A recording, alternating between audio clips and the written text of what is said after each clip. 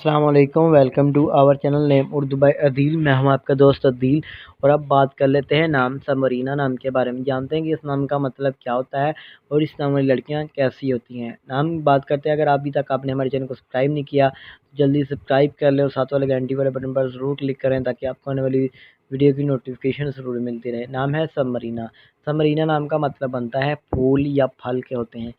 तख्लीकी ज़बान में बात करें तो ये अरबी ज़बान का नाम माना जाता है, जेंट्स लड़की होती है।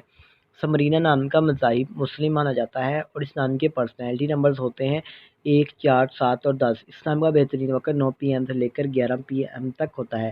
और अगर बात करें इस नाम के मुआफ़ी दिन की तो जुम्मा और हफ्ता भी शामिल है।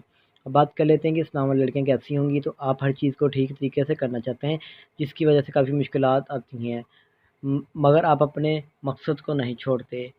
तो बात कर लेते हैं इस टाइम की मुआफ़ी दाँतों की। तो दाँतों में चांदी और तांबा भी शामिल होता है और इस नाम के लकी कलर्स में नीला और सब्ज़ रंग शामिल है।